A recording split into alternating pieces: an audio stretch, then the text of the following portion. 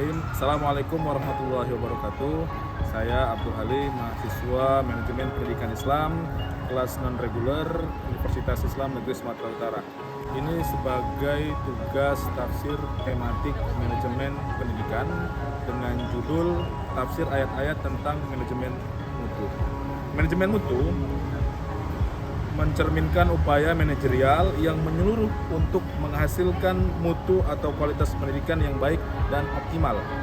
Mutu dalam konteks ini diukur sebagai tingkat kecerdasan, kepandaian, dan faktor lainnya.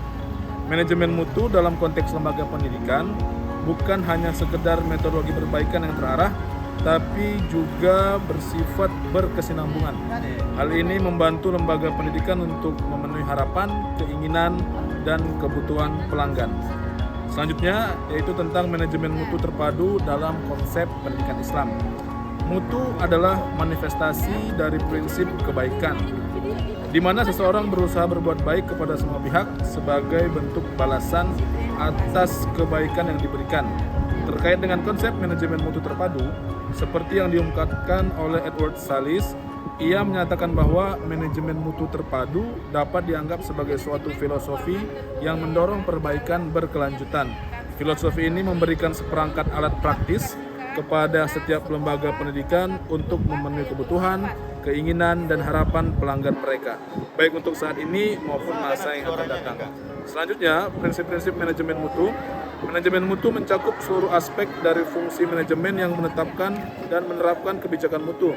Terdapat 7 elemen kunci untuk berhasil dalam meningkatkan kinerja berbasis mutu yang juga diuraikan dalam konteks pendidikan Islam. Yang pertama yaitu fokus pelanggan. Mengenai fokus pelanggan, prinsip ini menekankan pentingnya memberikan prioritas tinggi pada kepuasan pelanggan dan memenuhi harapan peserta dengan baik.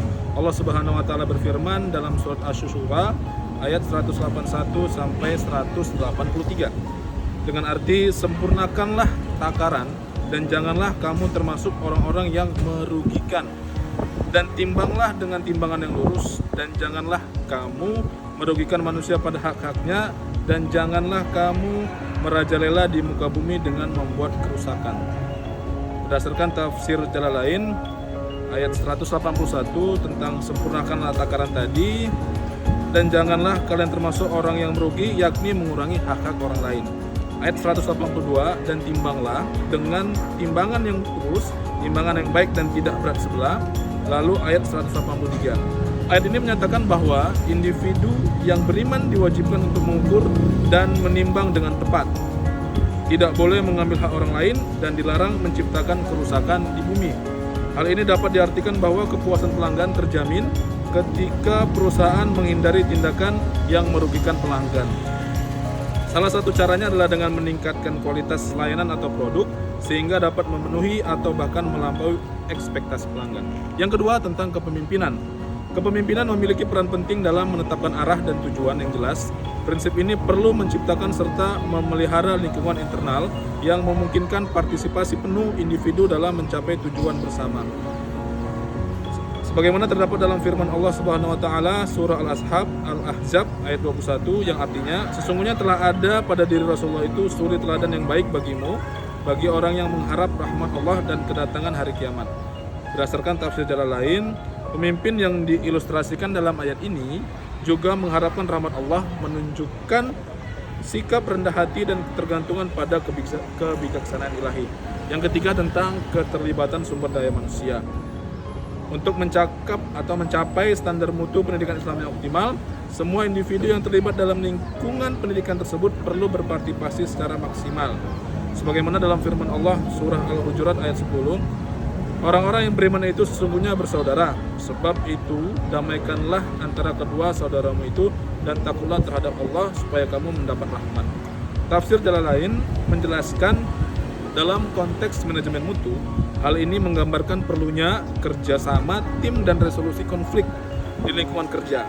Sumber daya manusia memiliki peran yang penting dalam menciptakan atmosfer kerja yang harmonis, menerapkan nilai-nilai seperti integritas, tanggung jawab, dan keadilan. Selanjutnya tentang peningkatan secara terus-menerus. Konsep ini menerapkan bahwa setiap orang harus terus-menerus meningkatkan kualitas pribadi dalam kehidupannya dari waktu ke waktu. Firman Allah Subhanahu wa taala dalam surah An-Nahl ayat 97 yang artinya, barang siapa yang mengerjakan amal soleh, baik laki-laki maupun perempuan dalam keadaan beriman, maka sesungguhnya akan kami berikan kepadanya kehidupan yang baik, dan sesungguhnya akan kami beri balasan kepada mereka dengan pahala lebih baik dari apa yang telah mereka kerjakan. Berdasarkan tafsir Jalalain, dalam konteks manajemen mutu, ayat ini dapat dihubungkan dengan konsep peningkatan terus-menerus. Orang yang berkomitmen untuk melakukan amal soleh dan memperbaiki diri secara berkelanjutan di dunia, baik dalam hal perilaku, etika maupun kualitas kerja, akan mencapai kehidupan yang baik. Baiklah, tadi adalah 7 elemen kunci untuk berhasil dalam meningkatkan kinerja berbasis mutu yang juga diuraikan dalam konteks pendidikan Islam dan merujuk pada Al-Quran. Demikian dari saya, wabillahi taufiq wal hidayah. Assalamualaikum warahmatullahi wabarakatuh.